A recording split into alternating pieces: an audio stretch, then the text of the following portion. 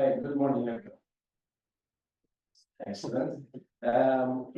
Well, I also want to welcome you here to Amsterdam and this particular building that is built in principle to bring all people that do AI together. It's called Lab 42 for those that are into geeky movies. Probably get the idea. So we thought, okay, let's start with these 42 things you need to know about IR. To be frank, I didn't count the things that I have on slides, but then I saw Maarten going with the slides and putting numbers. So there must be 42 things in there. So this lecture is going to be shared by me and Maarten Rijke. So for those that do not know me, I'm a professor here at the University of Amsterdam in the field of information retrieval and evaluation. I also have a nice company that spinned out or comes from some of the work that is happening in the building. And then Maarten Rijke, he will introduce himself in about half an hour, but in any case, Maarten is a distinguished university professor in the fields of AI information retrieval as well. And he is one of the founders of this umbrella, let's say, organization and platform, Innovation Center for AI. It's a national organization that tries to foster work in AI together with private and public founders. What I want to do today, and what we want to do today, is we want to give a bit of a stage, like for those of you that are not familiar with the field, although I'm pretty sure that most of you have some familiarity with the field. I've seen you filled in this nice questionnaire, so I see a lot of threes, so it's starting in the middle. So we're gonna, put forward the stage in what will happen in the rest of your week, and the remaining of the speakers obviously will dive into any of these things. So for now, just try to see the things from a bird's eye view and get a sense of the setup that we will be working on. Just to start very, very simply, there is the question of what is information retrieval, and here there are a lot of answers. At the bottom, I have an answer from Salton, who was one of the, let's say, fathers of the field. But pretty much we're thinking of information retrieval as technology that in principle connects people with information. And that's very broad, very vague. But if you think about it, if you go from search engines to recommender systems, the underlying ideas remain pretty much very similar. So with this definition, we want to cover all aspects of information being out there and people needs for this information and how we connect it all. In principle, information retrieval problems are pretty much everywhere. And if you think about it, we face information retrieval problems in our daily life, right? So we have an abundance of information, it's out there, we need to make decisions. So how do we make decisions? We need to kind of distill this information from these huge repositories, whether the repositories are the web or Netflix movies, Spotify songs, and so on and so forth. And if you think about it, a lot of the tasks we are doing have an information retrieval component underneath, right? So if we want to find documents that are relevant to one of your queries, this is on the web, this is web search, right? If you have a question and you're looking for someone that has a similar question and get an answer for this question, that's pretty much searching a question answering QA, community QA websites. If you have explicit questions that are covered by a fact, then you are in the regime of factoid question answering that also requires information retrieval. If you want to buy something next in Netflix, then your profile becomes a query, and essentially you still search for items that are close to your profile and close to your need at that moment. So in principle, we have a lot of interesting problems to work on. Now, 2 years, well, the last couple of years, what has happened is that these LLMs have appeared, right? And you know, a lot of people struggle and try to figure out, so what can we do, right? What can we do more? There are the LLMs, you know, they have the answer to every question. We play with ChatGPT. It's better than Google search. So where do we go from here? Right? And so, in principle, a lot of people predicted the end of information retrieval with the coming of LLMs. And all in all, there was a bit of a fear in the field. What we see, however, is that LLMs, obviously, they are extremely good for very specific things.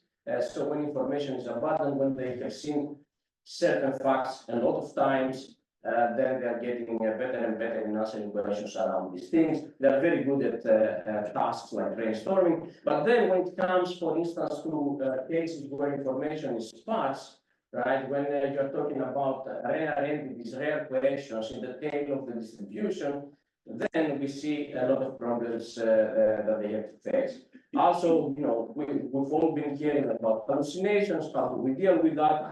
And information retrieval has come as one of the solutions to all of these problems, right? So basically, instead of simply asking an LLM to give you an answer, the LLM creates a query in any way the LLM wants, throws it into a retrieval system. The retrieval system brings back a bunch of resources that may contain this answer, and then the LLM can work on these resources and give a more accurate answer, right? So this is the retrieval augmented generation paradigm that I'm pretty sure we have all shared at some point. Right, so we see that the information retrieval remains pretty much very at the forefront of the developments. One of the cornerstones of what is happening today in the field of language technology. Now, I'm going to go a bit back into a sort of a historical, it's not going to be long, so you're not going to get bored.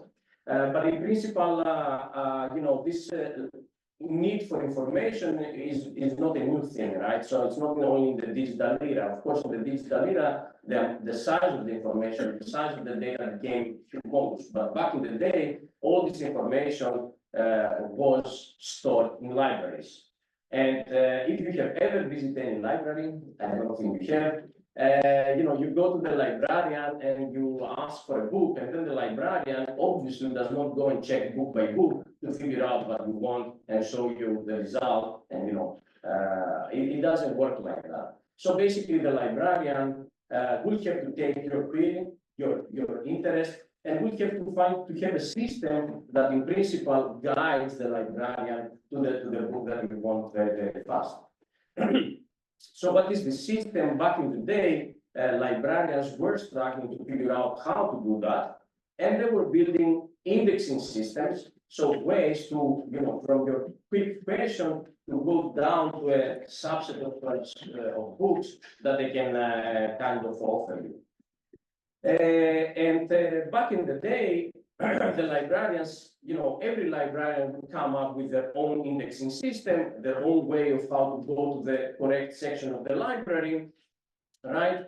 You know, they would argue my indexing system is better than your indexing system, and so on and so forth. So this looks very much like what we do nowadays.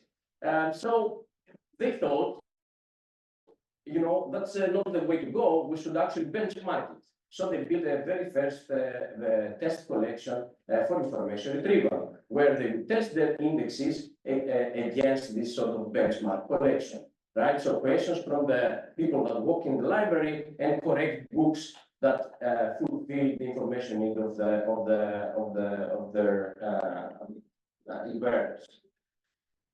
Now, in the digital era, of course, the indexes played a very significant role, right? So we started with these well-designed questions, right? People, what we call Boolean search, right? And people actually do this nowadays as well, right? So if you go to the bioinformatics or biomedical search, you will see that a lot of questions, they don't look like your Google questions, but they are a bunch of terms that are combined with logical operators like and, or, and not, right? So these are well-defined queries that in pretty much what it says is that I want these terms to appear in the results, right? If they appear, that's a good result. If they do not appear, that's not a good result, right? Now, under this sort of Boolean regime, right, these Boolean questions, people start thinking, how can we actually figure out which documents on our collection in the web contain terms and do not contain terms, and how can we fast, very quickly obtain these results, right? So similar to a library where you would go and would say, I'm interested in nuclear physics, and then the librarian would take nuclear physics and figure out which books talk about nuclear physics. In a similar way, if you have a Boolean query, you want very quickly to have a system that will lead you to the correct documents. So people start building indexes, but now computerized indexes, right? Digital indexes. And these indexes, they look very similar to the index that, I don't know if you have also opened any book in your life, so everything is online. But if you have opened the books, and if you have gone to the back of the book, which is very rare, there is something that is called an index. And for a while I was like, why do books have this thing? But in principle, it is for you to find for certain words, important words, where do they appear in the book? So if you have a huge book and you are interested for a word, let's say interpolation, then you can go to the index, you can find the word I, interpolation, and then it says that it appears in page 315. And that's a book index, right? So people start building indexes in the same way. So in principle, for every word in the vocabulary, they would point to the document that contains this word in the vocabulary. So if you wanted all the documents that contain the word security, you would go to this index, right? You would find the word security, and then you would follow all these pointers to the pages that contain the word security. And this is what we call an inverted index.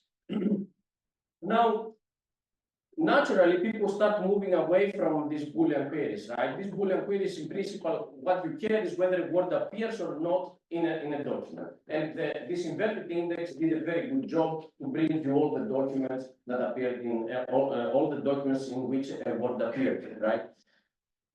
With the web search, people start moving towards what we call keyword queries or natural questions, where they would not think very clearly about their question, but they would put out their question as it's fair, right? Either in natural language or putting out some important keywords. So let's look at this question, for example, are antibiotics effective for the treatment of COVID-19? Okay, so this is a question. Now, if we would do the same way as a Boolean query, right, we would have to find all the documents that contain some of these words, right? And so the word for example, will probably appear in the entire collection, right? So people thought that we should not treat this query as a Boolean query where we need to find documents that simply contain these words. And it took and in principle, people understood that some words, let's say, are more equal than other words, right? So some words actually are more important than others. Right? So the word antibiotics in this context is much more important than the word for. Therefore, they thought we need to find a way to bring back documents not on the basis of whether containing or not these terms, but somehow we need to figure out the important terms and we need to boost documents that contain these important terms. So in principle, it took a lot of smart people a lot of time to figure out how exactly to combine this and to build these weights. How can they actually measure the weight of a word, the importance of a word. And based on this importance of the word, then they could have a matching mechanism. Now, to study all this, they had to kind of start defining the problem. And there are a lot of problems in information retrieval, as I mentioned before, but ad hoc search is pretty much and there is this, yeah, no. Ad hoc search is pretty much the archetypical framework in which we study IR. In principle, here what we have, so this is sort of the definition of the problem. We have a query queue, let's call it queue, and a collection of documents, right? So we have the query, we have a collection of documents. You can think of it as one of your own questions, and then the web being the collection of documents. And the goal here is to run not the entire collection, but a subset of this collection from top to bottom in such a way that we optimize some sort of metric, right?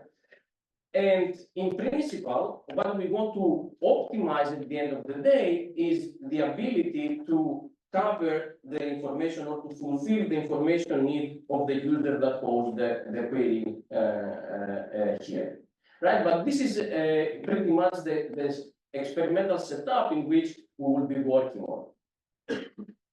Now, in this experimental setup, in this ad hoc search, there are a number of challenges, and these are the challenges that if there is something to think about throughout the week, along all these lectures you will hear, I would think these are some of the challenges to focus on.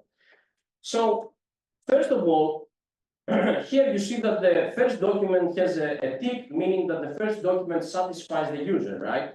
But what does it mean to satisfy the user? It's actually quite difficult as a task to define whether a document is good for the need of the user. And the key problem here is that we don't really know. Right. And the key problem here is that relevance in principle is very subjective. It is a function of the user herself, right? So it is very difficult to say for a system whether this particular document would be relevant to the user. And relevance is actually dynamic, right? So what is relevant for you today may not be relevant tomorrow. It's also a particular document or a particular piece of text may be relevant to you in a particular scenario, but irrelevant to a different scenario. So the notion of relevance itself is ill-defined in some sense, and you will see this coming up more and more, right? Because it is not defined by the user. The user does not go to Google and say, okay, this first result is relevant, right, for me. And oftentimes in our test collections, we define it from, it's defined by external people that did not pose the query, right, that they build the test collections. Then the ranking itself is quite difficult, right? So as a task, because it depends on this notion of relevance. So the machine has to understand what it really means for something to be relevant to the user. Also, there is a question of whether relevance should be defined on an item level or we should look at the entire ranked list and say, okay, everything is interconnected here. We need to look at the entire output, whether it is relevant or not. Oftentimes, also, there is ambiguity in language, right? So trying to understand what the user really means is a difficult task from the perspective of the machine. And here comes also the language mismatch, right? So what we do is we try to, as we said, right, we connect people to information, but this information is written by different people than the people that ask the question. So people oftentimes use very different language, right? Different words to express the same thing. So we have this language mismatch. And then, of course, when it comes to evaluation, right? So let's assume that we have a model to run text, right? How do we evaluate that? Again, it is very difficult to define relevance to evaluate a ranked list of items, since relevance varies with the user. So the three topics of relevance, ranking, and evaluation will come back in your lectures. Now, going back a bit into ad hoc retrieval tasks, I want to show you a bit how the community approach these tasks. And I'm going to show it in a sort of a schematic way through a pipeline of things. So basically, what we need to do is we need to be able to take a question when someone asks a question and very quickly find documents that satisfy this question, right? So there are two phases in information retrieval. There is something that we call offline, so before the user starts asking questions, and online, when the user starts asking actual questions. So offline, what we need to do is we need to take these texts from the collection and put them in the index, as we've seen before, right? As librarians, we put things in the library and they have an indexing system to figure them out. As we said about the index of the book, similarly, we need to take these documents in the collection and put them in an index. The way it happens, we will see it in a bit because there are different ways of doing it. But in principle, what we do is we take the text and we encode it to something, right, to a vector that would be easily stored, right? And we will see what this vector will be in a second. Now, at inference time, so when the user starts asking questions, what we need to do is we can take the query, also encode it into a vector, and then if we can encode it into a vector, what we can do is we can actually find the similarity between the query vector and the document vector. Right, so if we take all the documents, we encode them into vectors of numbers, right, that express the meaning of the document. And then we take the queries, we encode them into vector of numbers that express the semantics of the query. Then all we need to do to find how similar a document is to a query is to take a similarity between the two vectors, right? So from language, we turn the problem into mathematics. Is there any question on this? This is how you will view the remaining of the ad hoc search pretty much, right? So documents will be encoded into vectors, queries will be encoded into vectors, and the similarity will be a cosine similarity or the dot product between the vectors most of the time. Now, where do these vectors come from? Again, for those of you that have some basic knowledge of information retrieval, you have seen, for instance, sparse vector representations, where these vectors essentially have the length of the entire vocabulary. So each position in the vector is a particular word, and then essentially the numbers in there is how often, for instance, a word appears in a document, right? So this is the bag of words representation, if you want. But what we will see as well is we will see that nowadays, instead of building these sparse vector representations that most of you have seen, we also try to build dense vector representations where we sort of compress, let's say, all these words into certain meanings, right? So instead of using explicit words, we have vectors that represent, in principle, specific semantics. Now, if we use sparse vectors, we can use the inverted indexes, right, that we said before. When we use dense vectors, however, then we have a special kind of an index that is, I will show you in a second, that in principle, what it supports is that if you have a vector of numbers, it can very quickly give you all the vectors that are close to this vector. So if you have a specific vector of numbers, it can do an approximate nearest neighbor against this against the vectors that are in the database. Right, and so again, the inverted vectors cover the old style of, let's say, information retrieval functions, where you care about the lexical overlap between the query and the document, as we've seen before with the inverted index. The approximate nearest neighbors, in principle, nowadays support dense retrieval methods, where you build these dense vectors. And you will see all this, you will dive into all this in the following lectures. One thing I want to say is that the way we do information retrieval, and this is something else important to remember, is that we do it in stages most of the time, right? Of course, there are approaches that they try to do once off, but in principle, what we have is we have a humongous database of texts that we should very quickly pick a subset of it, right? That potentially satisfies our question. We should run in a very fast way this subset of things. And then at the second stage, we can use more effective but less efficient methods to rerun some part of it, right? So basically it has two stages. Usually our pipelines have two stages of retrieval. At the first stage, we are very fast. We try to be very fast with high recall. So try to find all potential relevant things And then we pass this to the second stage, where more involved methods will do a bit of re-ranking to do better.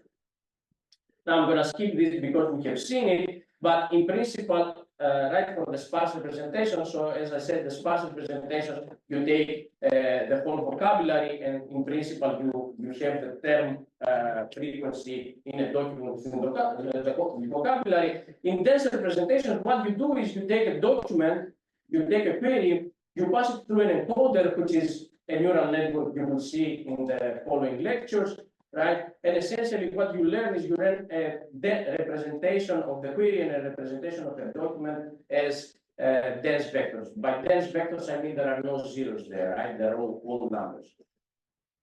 And eventually, you can still find the similarity between queries and documents by taking the dot product.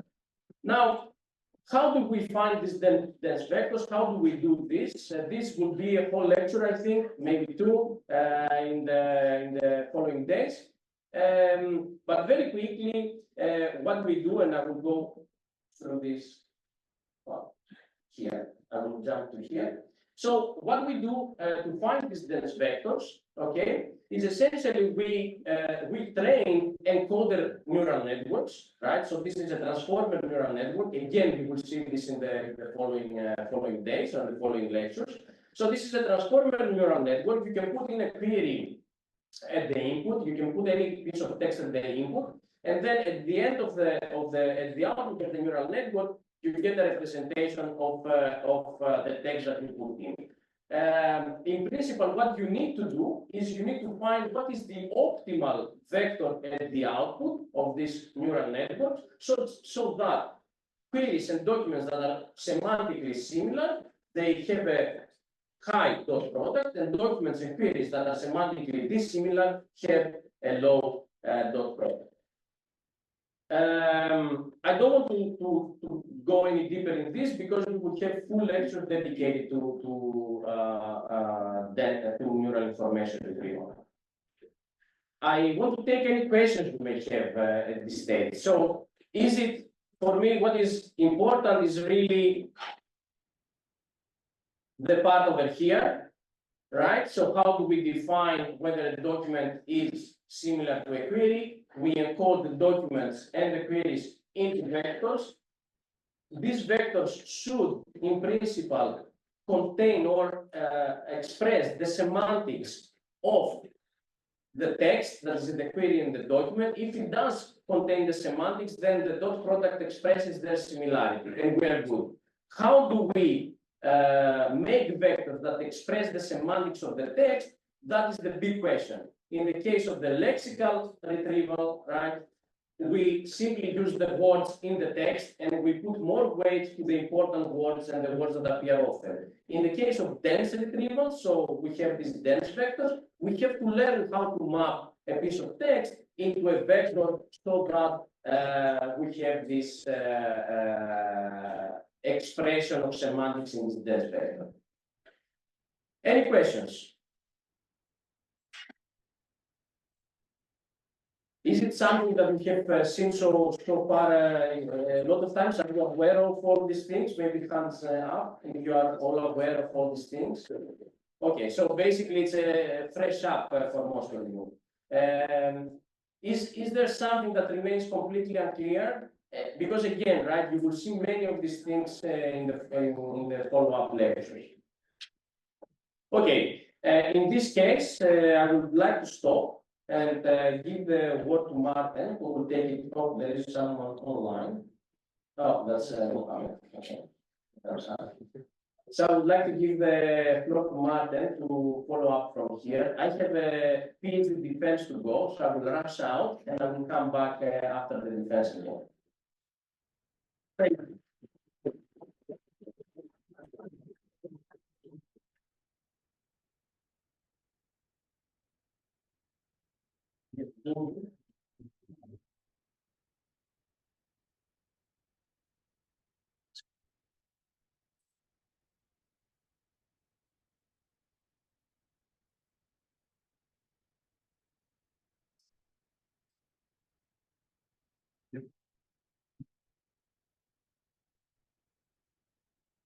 somewhere. Which you think, HDMI? Yes.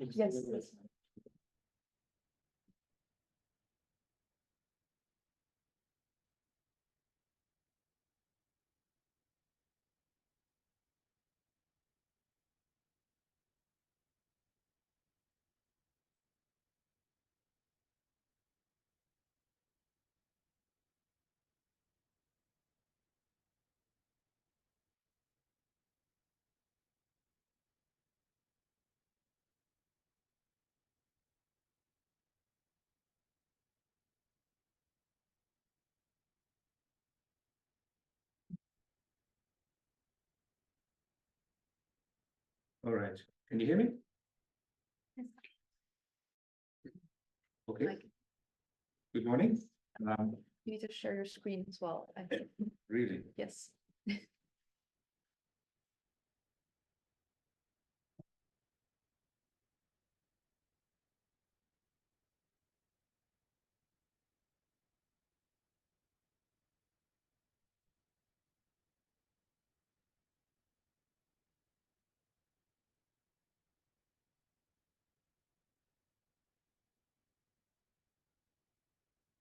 Are we okay?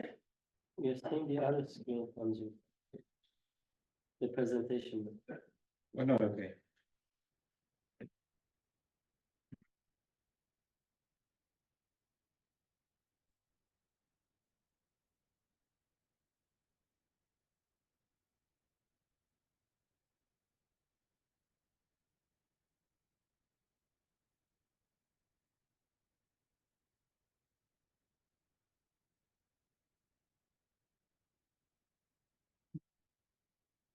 We're okay? Perfect. Yes. Good, thank you. I'm seeing way too many panels here, so let me try and get rid of some. Good, right, so welcome again, also on behalf of me. So I don't think we planned for this, but we're getting new plants today. So we'll see what it looks like tomorrow with the new plants. If it gets too noisy, we'll close the doors, but for now, let's just keep it open. Right, so you just heard a very quick helicopter talk by Evangelos, and you'll get a few more minutes of helicopter talk by me for about, do we have a break? In 1 hour. In 1 hour, for 1 hour. Right. Okay, so as Evangelos said, right, at various stages we need information of different types and sorts to make decisions, choose between options, identify opportunities, know when to leave to appease the defense, etc. It's actually more fundamental than this. And if you want to know how fundamental, you can actually go to the Universal Declaration of Human Rights, Article 19. Everyone has the right to freedom of opinion and expression. This right includes freedom to hold opinions without interference and to seek, and here we are, receive and impart information, and it is through any media and regardless of frontiers. So if every now and then, if you think, does it make sense what you're doing? Are you just increasing clicks to sell more whatevers? There's also a more fundamental aspect to this. And as Evangelos said, right, this technology comes in lots of different flavors, search, recommendation, increasingly also in various conversational setups. By the way, we are sharing the slides at some point. So we'll share Evangelos' slides during the break and mine as well. And then you'll actually see that they fit together. Now, in these different scenarios, the user may express his or her need in different ways.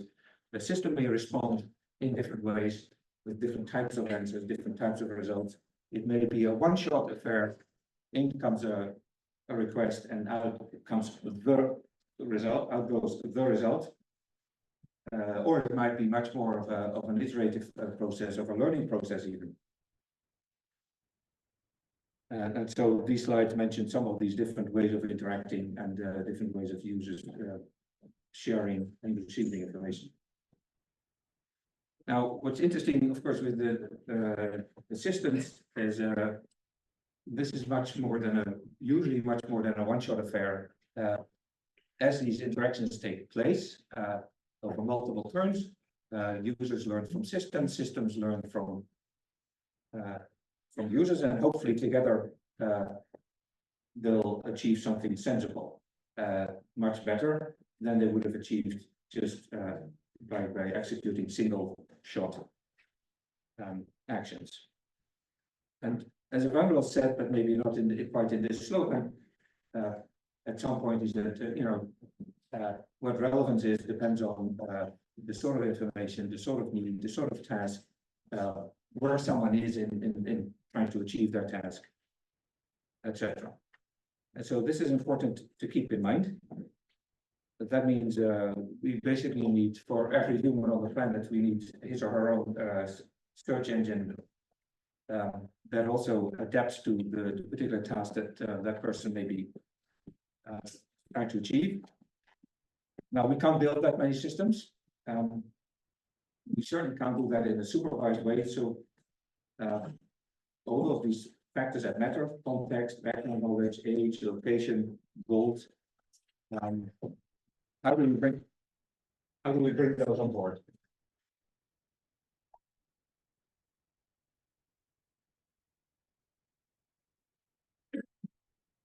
So now we become a secret society. Right, how do we bring those on board? Now, Evangelos made this distinction between online and offline. So we do a lot of offline development, offline meaning before we're actually interacting with users. Then we might do online development. So we learn to improve our search, our recommendations, our conversations while we're interacting. And so then this is a useful picture to keep in mind, right? These multiple stages. Also the fact that these stages don't stop. They're not an end stage. They continue to lead to hopefully further improvement. And these further improvements, how do they come about? Well, we take an action, we see what happens, we try to assess whether that was actually a beneficial action or not. And if beneficial, then we do more of the same. If not so beneficial, we try to do less of the same.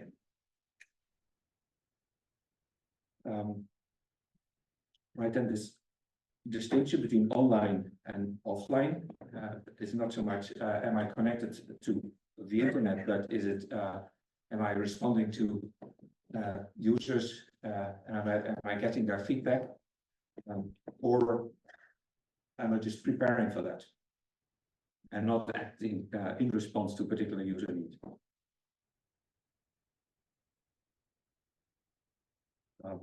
Right, so this is important to keep in mind, this online and offline distinction. There's actually a more complex picture here, this spaghetti picture. The two boxes on the left with the blue dots are boxes that Evangelos briefly touched upon. The boxes on the right, without those boxes, the picture would not make a lot of sense. So we have what you might call a front door where information comes in, information goes out. We also, once information comes in through the front door, we have to do a number of things online, and we move to the bottom left-hand side of this picture, right? Understand what the query or the request is about. We might have different sources to tap into to address the need. We need to understand which sources for each of these sources, return sensible results, somehow blend these together, and then push these back out to the front door. In the meantime, try to assess how well we're doing. And so that's where the box on the bottom right-hand side comes in with different types of evaluation. Now, throughout this week, you'll see lectures that address different aspects of this. Today, I think we'll see mostly offline, the offline box addressed. If I'm not mistaken, on Wednesday and Thursday, we'll see a lot of the work that relates directly to the online box. On Friday, we'll also see quite a few lectures addressing the online part and the evaluation part. Now, I think so. Occasionally, you'll see these numbers on these yellow numbers. Those are those add up to 42 at some point today. Yes, you might not have realized that we're already at lesson 17. So this is one of them. This box, the spaghetti box. Now, and then here's the other one. Here's another one, 16. This box. And so it's important to understand how the spaghetti box unfolds in this loop, where it's important for the retrieval system, the agent, to get some sort of understanding of the context in which they're operating. And increasingly with these conversational systems, what's nice is that the agent, the system, if it's confused or is not sure or doesn't have enough confidence or thinks it might be doing things that are too risky, it could ask for clarification. It could offer alternatives and then see what the user might prefer over what other things, and then take it from there. So part of this, the challenge here is then for systems to understand what users want, what their intent is. And I'm hesitating a little bit here because I'm not quite comfortable with assigning these deeply human terms to systems. So understanding is what the hell does it mean for a system to understand a person? I don't know. But I think we're still trying to find a better, less anthropological vocabulary to talk about this. And you'll see me and others throughout the week struggling a little bit with what the right words are to talk about some of these concepts. Models is a much easier term, right? We update models. Actions is also a much easier term. The actions here could be answers or ranked lists or complete search engine result pages or a carousel of movies you might want to select from.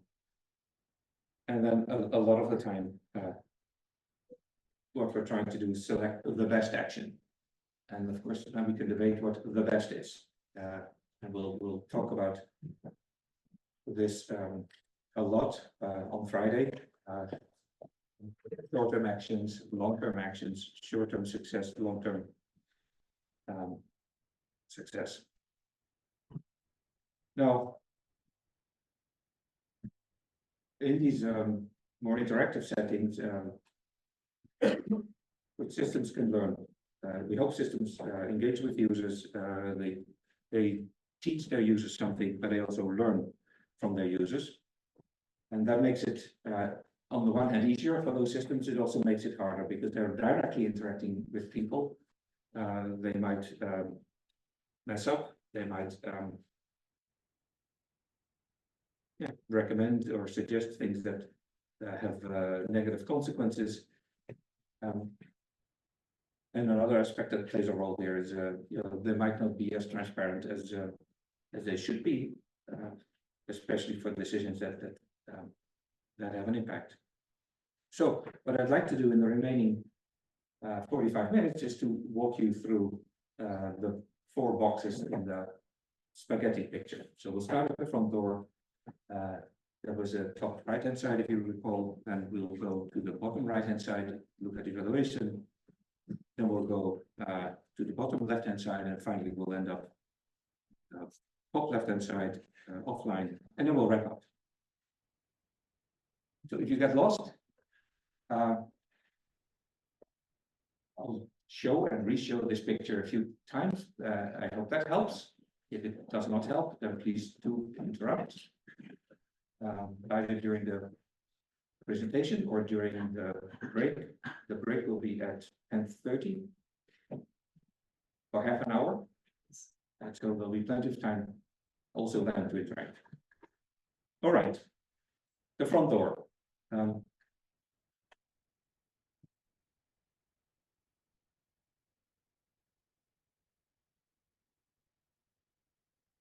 So what's the front door? Well, it's the part that determines the user experience. It returns results, recommendations, generates a response that receives the inputs, but also interacts as it's trying to clarify, as the system is trying to clarify the user's intent. And it might receive lots of signals, right? Explicit statements about I need so and so, or it could be clicks or downloads or shares, or even more implicit signals such as dwell time. How long does the person spend looking at a result or doubting about it, or going up and down the rank list, or exploring different banners in a carousel. Now, there's a great book already, 20-ish years old by Marty Hurst on a lot of UX guidelines for search and recommendation interfaces.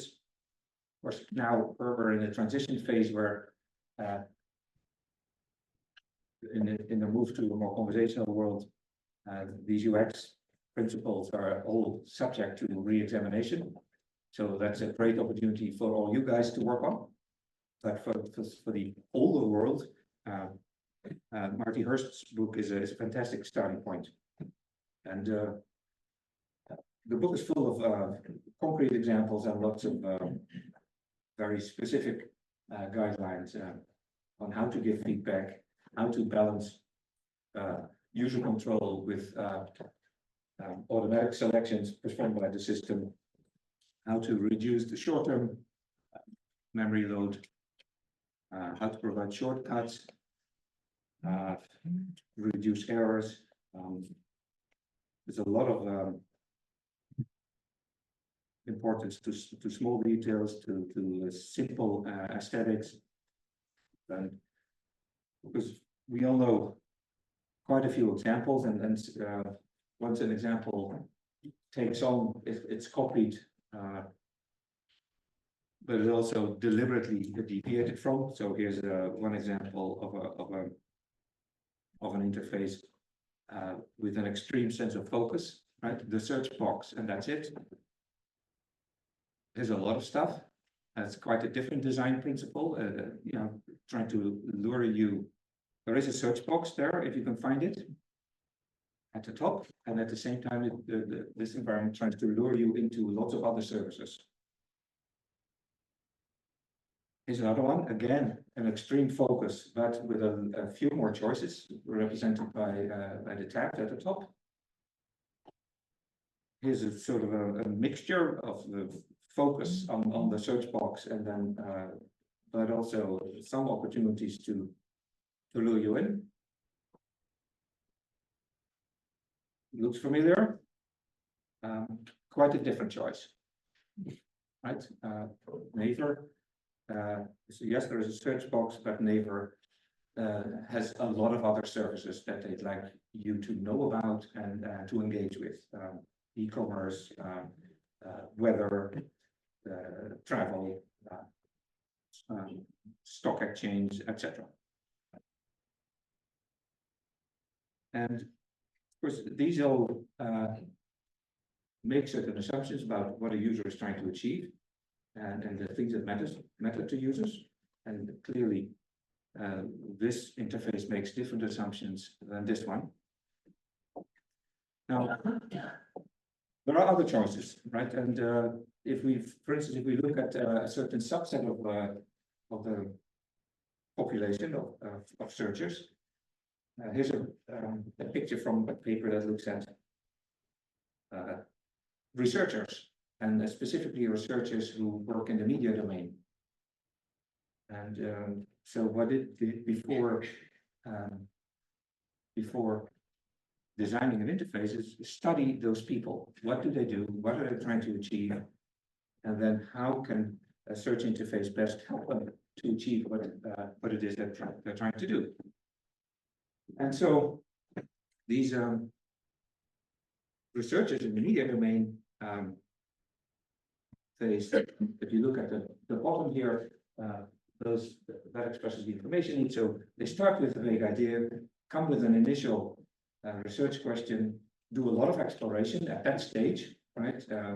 Of the literature, the domain, the data. Then they begin to zoom in. They might refine their research questions based on what they read, based on what they discover in the data. And eventually they have their research question. And then they need results to help them answer their research question. And so what it turned out to be useful for those searchers who are doing research is to have a contrastive interface. So two search boxes next to each other. Right? Remember what it is that they're trying to do. Come up with good research questions, and a good research question for them depends on the collection. Depends on what they might be able to answer. And so, that's what this search interface looks like. Two search boxes, and then each giving some impression of what's going on in the collection. In terms of what do we see in the plot here? It's occurrence of relevant documents or predicted relevant documents over time. Some high-level summaries with these tags. And based on this, researchers then zoom in on one query rather than another, and in that way iteratively refine their research question. Other challenges, in the mobile space. More generally, it's useful to think about the sort of data that you would be collecting when you're trying to discover what to design, when you're trying to put together a sensible front door. It's good to keep these different levels of studies in mind.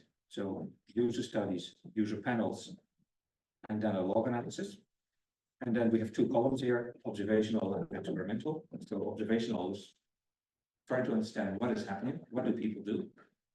And experimental is you might have alternative setups, and you want to see how alternative setups trigger alternative behavior or alternative degrees of success. So in a user study,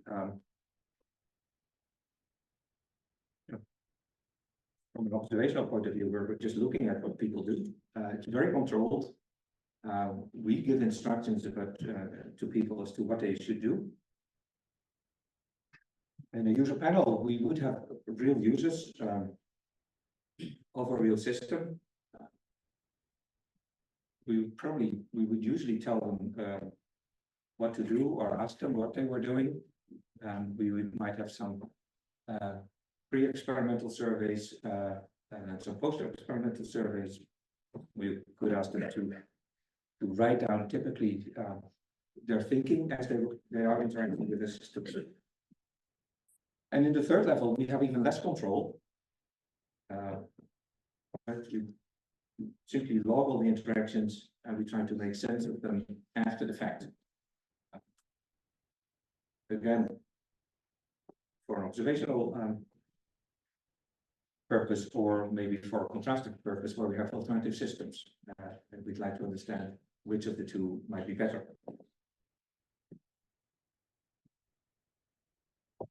And so the logs here logs could probably play a role in each of these different levels of studies, so user studies, user panels, and log analysis.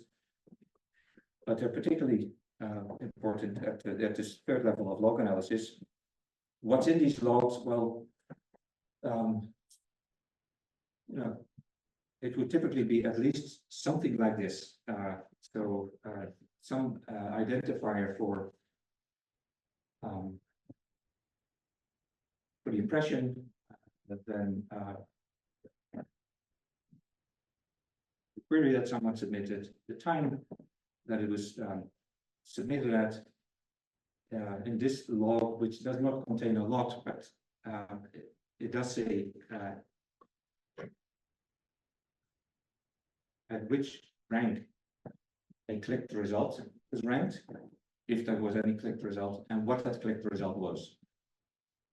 And so if you look at these lines, you'll see a lot of lines with no URL at the right hand side. That means nothing is clicked.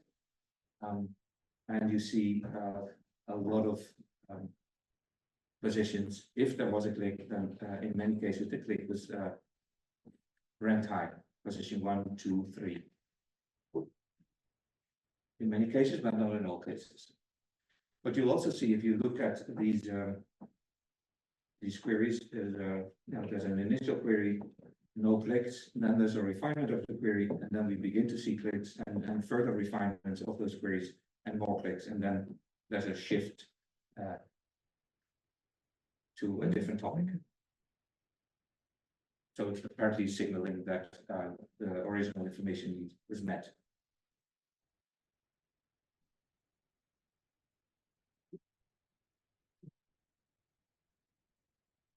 Oh, I thought there was more at the door, but no. In these interactions, as we try to make sense of what users submit, there are different ways in which we can help them articulate their needs better, with suggestions, with expansions, with corrections. Sometimes we give people control, and so sometimes we, for instance, by asking, "Did you mean so and so?" And sometimes we do not give them control, but simply correcting or modifying their query as we, the system, see fit, and then we run with it. Now, a well-known way of giving people control is with query autocompletion. After the first few characters, expand the query to what we think is the most likely full version of the query.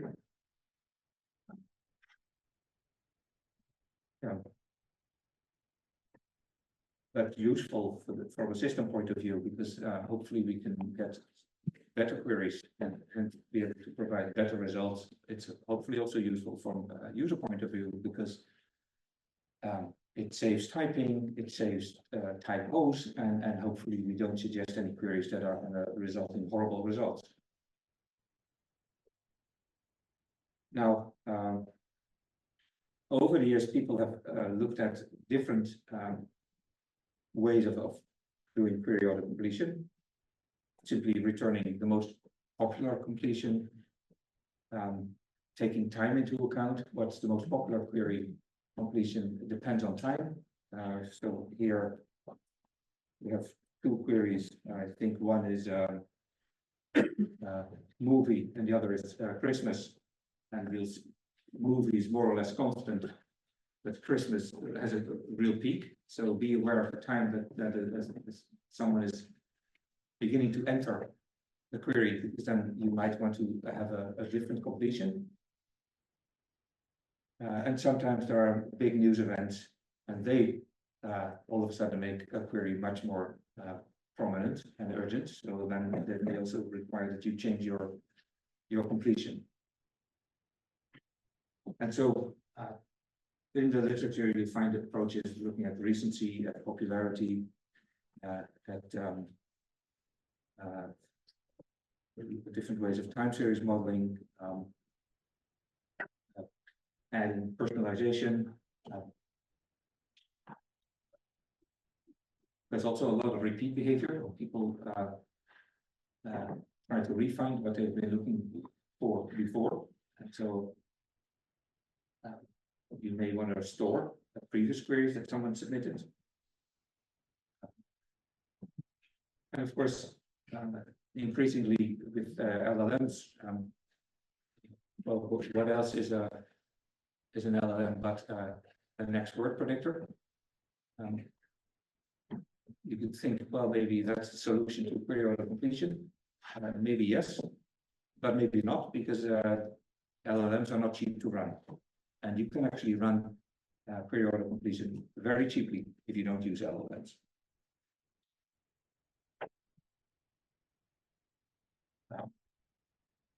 Now, of course, there are many other ways of, as I said, of improving the query. One other important aspect of front door is collecting interaction signals. Clicks are the most obvious example. In a search setting, in a recommendation setting, it could also be downloads or purchases. And so why clicks? Well, they, to some degree, reflect user interest. If you can use the clicks to improve the search, to evaluate the search.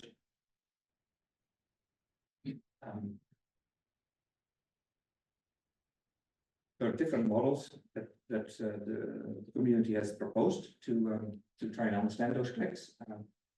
Two really important key concepts, and we'll return to this on Friday, are examination and attractiveness. So what you see here in the three equations on the left is a very simple position-based model. So something is clicked, so the probability of a click is one. Is decomposed into probability of examination and of attractiveness. So in order to get a click, at least the result should have been seen and should have been attractive somehow.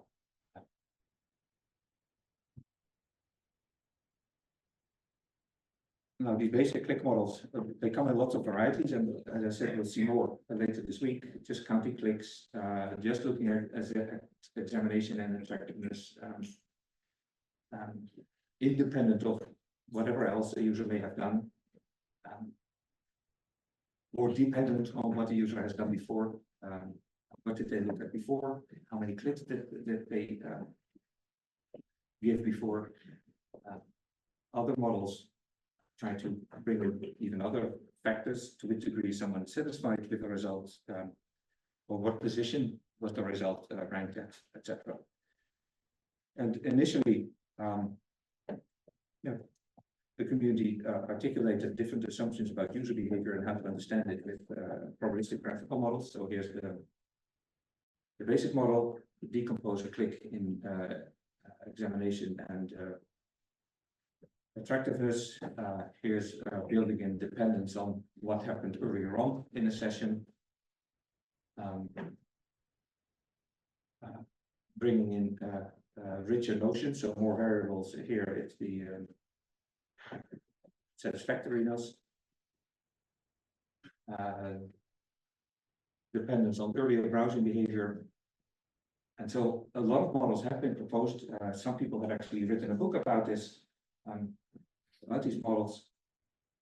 And what's great about these PDF, the probabilistic graphical models, is they force you to make explicit what it is that you're assuming about user behavior and what it means.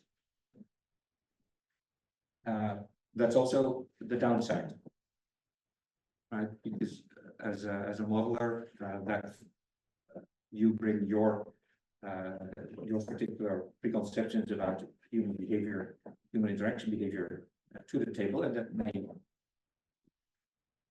well, as any model, it will be imperfect. So, at some point,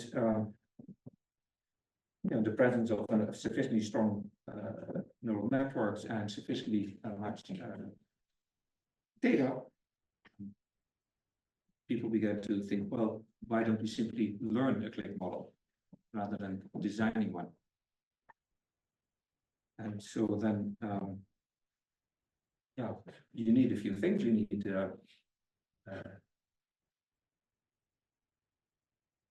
need to initialize, you need a function to transition from one state to the next, and you need to be able to infer from the network whether or not the next document will receive a click or not. This can be done, was done, and we'll see more of this throughout the week.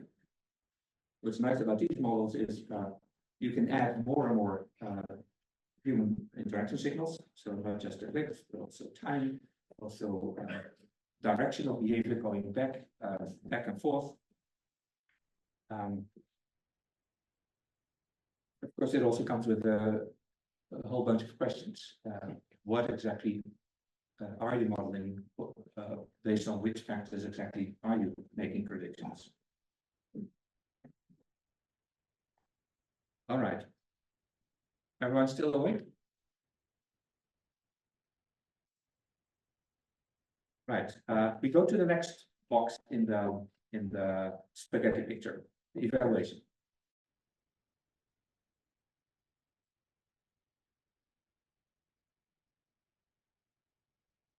Right.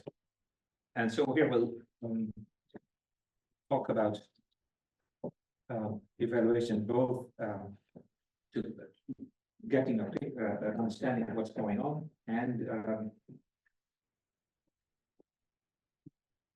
as an experimental framework. And so things you need to think about are, what are the metrics? How do you get your ground truth? What can you log, or do you want to log, or what not? And so, for most practical purposes, these are the three important families of evaluation methods that you'll run into, both during this week, but also beyond this group. Offline evaluation, user study type of evaluation, and online evaluations. And each has advantages and disadvantages. And what I'll try and do over the next couple of slides is summarize pluses and minuses for each of them. So here's the first, offline evaluation. So you, as Evangelos already said, you collect a bunch of queries, you have them annotated, so you try to understand what the information need is. You have, bring assessors on board who judge what's relevant and what's not. And then you evaluate a system based on the quality of the rankings that they produce. And so the advantage is, it's a relatively simple experimental setup. It's fixed. It's always the same queries, the same judgments. The evaluations are highly reproducible. They're going to be exactly the same for me as they're going to be for you.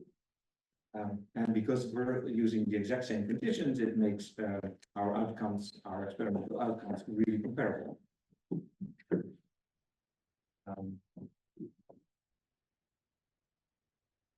I'm now not interpreting this as someone trying to get in, but maybe as new plants being fixed to the wall. We'll see during the break. Anyway, disadvantages. It's expensive to get human assessors. These human assessors are typically not the user, but someone else. So they do their judgment sort of out of context. And they also assume that relevance is the same for every user. And as Evangelos already said, that's not a correct assumption to make. Okay, user studies. What we typically do here is we have a small set of users, think a few dozen, ideally around 30 at least. We provide them with our retrieval system or systems. We ask them to perform certain tasks, and then we learn about this by observing what people do, and we ask them why they made certain decisions while interacting with the system. And so that's a big plus. This type of study is gives you very detailed information.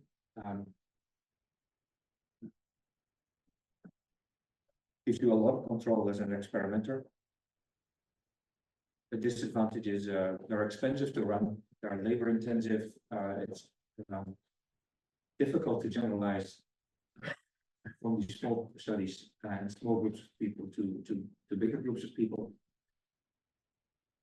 And it's a lab setting, it's not a naturalistic setting. Okay, third flavor of evaluation, online. And so here, what we try to do is see how normal users interact with a live system while they're using it, for their day-to-day purposes. And so we observe a lot of implicit behavior. Of course, explicit behavior for queries, but implicit clicks and skips and saves and likes, etc. And then we try to infer whether we're doing a good job or not. Now, a tried and tested approach here is A/B testing. So we have two flavors of your system, an A flavor and a B flavor, and the users are grouped in two buckets. One bucket of users get results from the A system and the other from the B system. And then you see whether, according to your metrics, they behave differently. Does one group click more or less? Do they come back more often or less? Now, interleaving is a bit like A/B testing, except that you don't you don't split your population into two groups. You give everyone the same treatment. However, every treatment is a composition of outputs from system A and outputs from system B. So along comes a user, in comes their query, you fire it to system A, to system B, both produce a ranked list, you get those results, you put them together somehow, you show this combined list to your users, and then you try to see which of these results in the combined list get which sort of feedback, a click or a skip or a revisit, and then you give credit where credit is due, right? So if system A produced a result that received a click, okay, that's a bonus for A. So that's interleaving.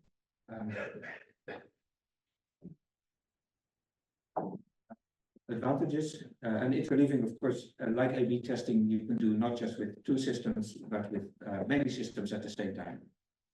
It just creates a more complex experimental environment, and you need some serious statisticians on board to do this well. And in large-scale live systems, you're probably, as a user, part of quite a few experiments that are running at the same time. Some pluses here. It's naturalistic. Users are in their natural context. You can evaluate using many users for as long as you want. But to get a decent signal, you need quite a few users. And since you're running an experiment, your alternative system, right? System A may be your production system, and system B might be your alternative that might turn out to be a lot worse. Actually, you run the risk of hurting performance and the experience for some of your users. There's a bunch of papers by Kohavi, who ran for a few years experimental team at Bing on A/B testing and all the lessons learned in doing A/B testing at scale. So a bunch of papers, and I highly recommend that you take a look at those.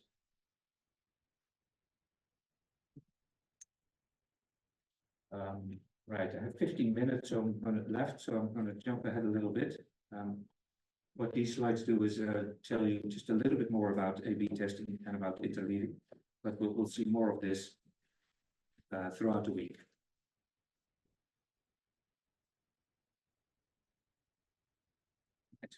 So let's move to the next box in the spaghetti, online.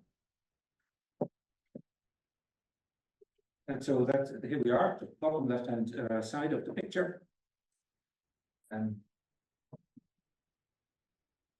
things that are typically put there are, a system trying to understand queries.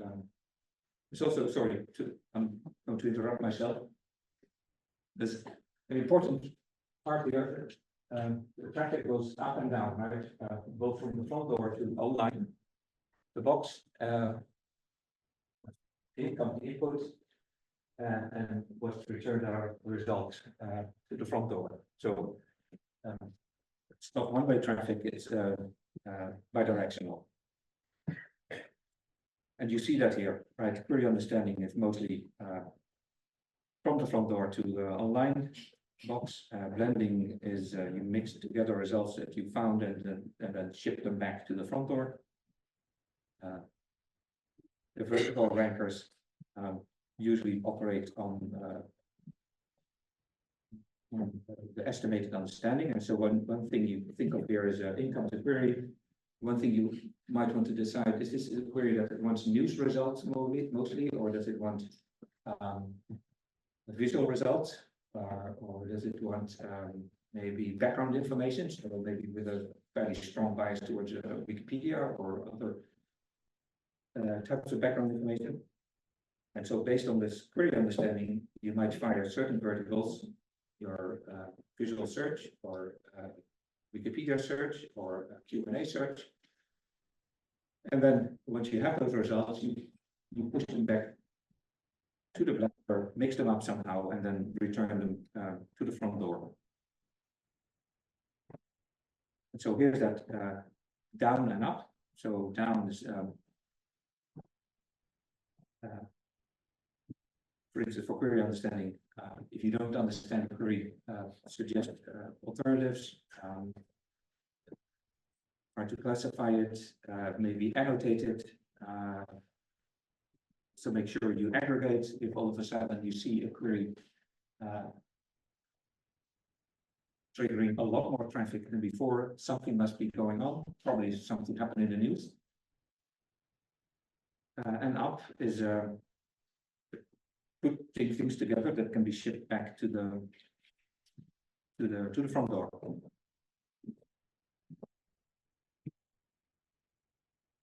Now, I mentioned intent a few times, and you can think of intent. I just had a peek outside. The plants are now being attached to the wall right next door. Curious to see what they do. Anyway, intent could be intent classification. So you have a fixed set of intents, and then what you do when the query comes in is put the query in the appropriate buckets. Or it could be intent discovery, where you do a bit more clustering, trying to see which queries go together. And in the literature, you'll see both approaches being examined. Intent classification in terms of goal, task, topic, the need for specific vertical.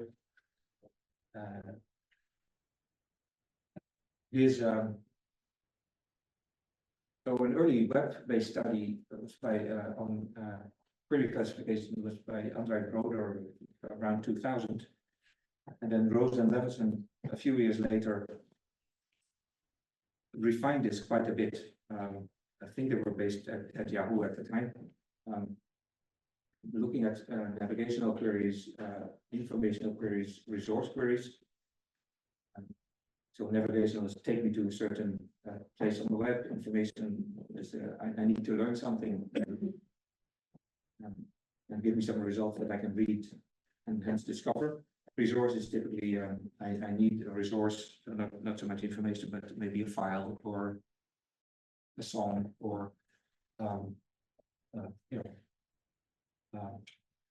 a movie. And they refined this. They also and this is early 2000, 2004, I think, did various types of learning experiments back then. I think it's a useful or an inspiring study to look at, even though it's 20 years old by now, for the sort of thinking that went into this, but also for the understanding that it brings of users. And one of the things, for instance, they mentioned was time matters. And this was later picked up also by a lot of researchers at Microsoft Research, and this is a result from one Microsoft team. The user information needs with the exact same query changes over time. And so, for instance, here, if I remember correctly, for the query Easter, a few weeks prior to Easter, the intent really is when is Easter? Just a few days before it. Usually, most people need to know what can I do, and during Easter, what did it mean again? And how do you know? Well, you can look at the result that people click on. Right? And from that, you can infer what our intent was. I'm going to skip ahead a little bit.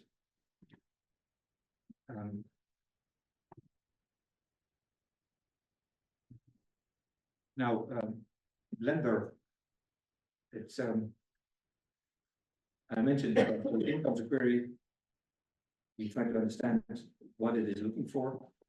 Based on that, you may fire different verticals. These verticals return results. These results need to be put together.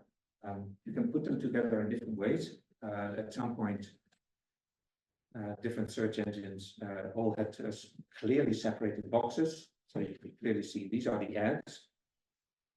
These are the organic results. These are the encyclopedic results. So Wikipedia.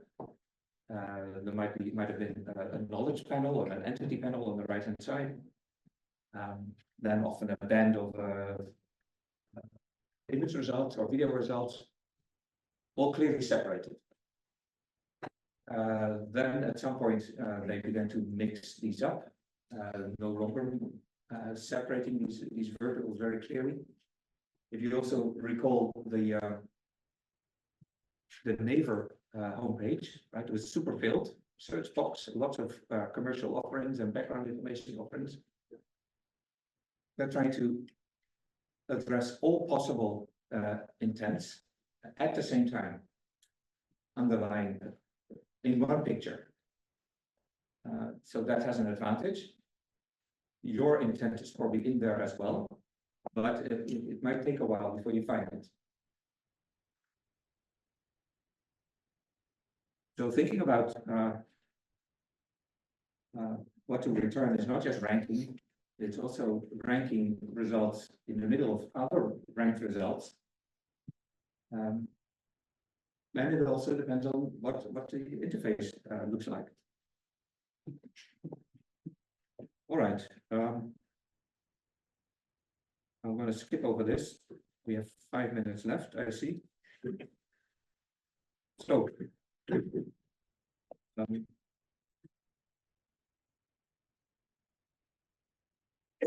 these vertical rankers is where the sort of things that Evangelos talked about at the end of his half hour come in, right? Traditionally, we thought of different criteria by which you could rank, results. The BM25 formula was on the slide, on one of Evangelos' slides. That has something to do with the content-based ranking. The content-based ranking now is to a very large degree, a lot of the exciting stuff that's happening there is moral in nature. But of course, there are other aspects as well. Based on the structure, where do we find results or good hits in a document? What do we know about the quality of the document, the quality of the source of the document, etc. And so despite the fact that in a lot of our research, we have a strong focus on neural methods in many large-scale deployments. It's a bit more diverse for different reasons. One is sometimes these neural methods might be computationally too costly. That's one. The other is actually this. People want control. People want to dictate what is being ranked. And that's not necessarily the same as here's a business rule. Always put this particular result for that query at the top, although that happens as well, but simply control, knowing how something is ranked and why it is ranked. And so despite the volume of attention for neural methods, there's still quite a few operational settings where learning to rank is what people do. Often it's relatively simple learn to rank methods, but with features that they design themselves, that they care about, and that somehow have meaning and value for them. And so I think Philip, he's not in the room, but he will be in the room tomorrow.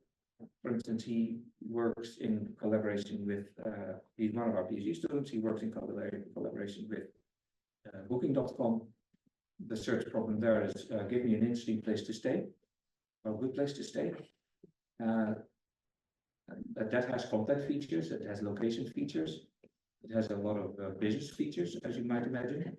It has popularity features, it has fairness features, because if you only return the same popular venues over and over and over again, at the end of the day, the whole platform will get less interesting, will get less well, the ecosystem will deteriorate. And so there are a lot of these very explicitly formulated and coded ranking principles that people care about and care about a lot. And so most of the time in those settings, you still see learning to rank methods being applied. When you look at those, don't forget to distinguish between point-wise approach, where you learn a particular score for an item, the pairwise approach, where you learn for any two items what the optimal order of ranking them is, this one above that one, or the other way around, or you don't really know, or it doesn't really matter. And list-wise, where you optimize for a whole list in one go.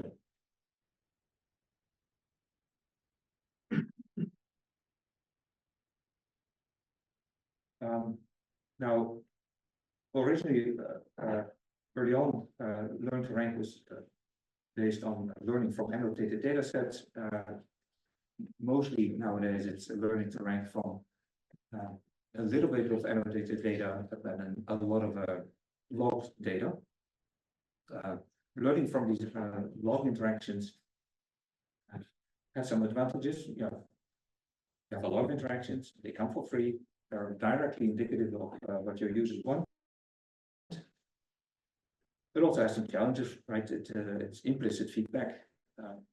What does a click mean? Maybe a purchase means something more, right? People put their money where their mouth is, so that's a strong signal. But in impression search, over 1/3 of all purchases are returned. So then even a purchase is not as strong of a signal as you might think it is. So there's a bunch of interesting work in that space, learning from user interactions, learning both to remove noise, people clicking for no good reason, or people forgetting to click for no good reason. There's a lot of bias depending on where an item was placed, whether an item was shown at all, how it was shown, etc. There's another important picture in the space. So when people look at a ranked list, they're very much biased towards the top left-hand side. So put a result in the top left-hand side, whether it's good or bad, people will click on it, most likely. Because certainly in Western cultures, we move from top left-hand side to bottom right-hand side. And moreover, by now, after people have been educated for a few decades using these types of systems, use it often. In many cases, the first result is actually a pretty good result, so they'll just click on it. They trust it. They click on it because it's on rank 1, full stop. That doesn't mean it's actually a good result. So understanding that these types of bias, trying to get rid of these types of bias, that's a big part of learning to rank for user interactions. Let me go to the end now.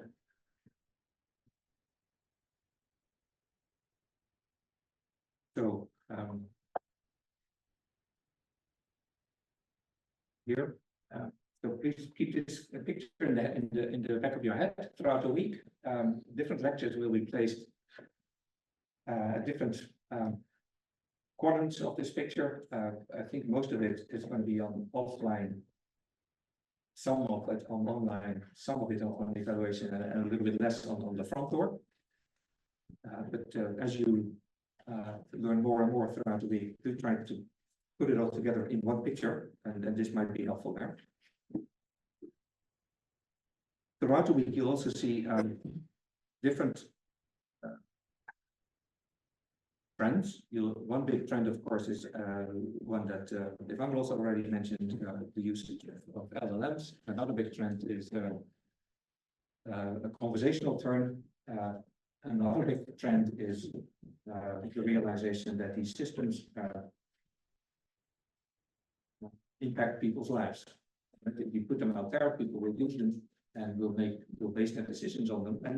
And you should probably take this into account when you build your system, when you build your metrics, when you do your optimizations.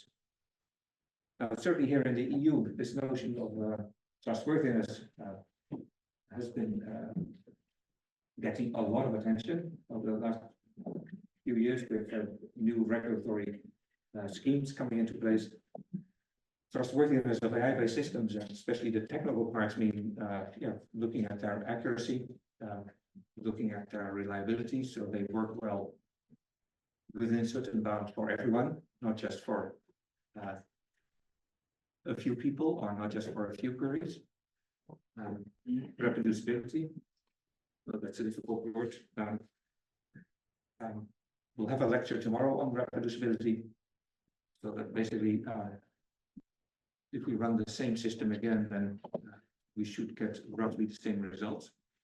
Resilience, so that means robustness against changes in the world, robustness against adversarial attacks, and safety. And that's often in the EU setting here, it's often meant or interpreted as safety of personal data, safety of organizational data, but also safety of the interaction data that's generated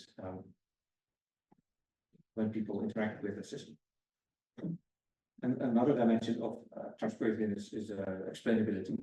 So that's often called internal. So you're able to look inside the system and see to some degree what's going on there.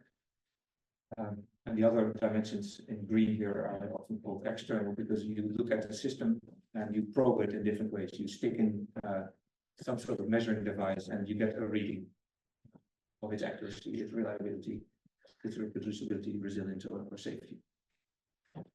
So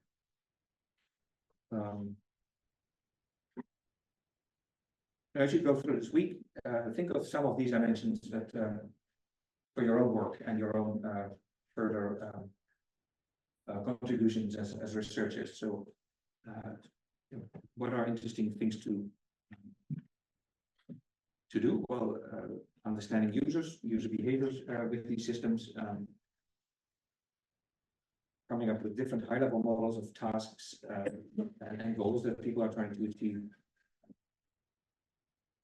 Methods that operate online and meaning they work in response to user actions and then need to take sensible actions. Generative IR, where we take out some of the last steps of human designed components of the IR pipeline that Evangelos sketched.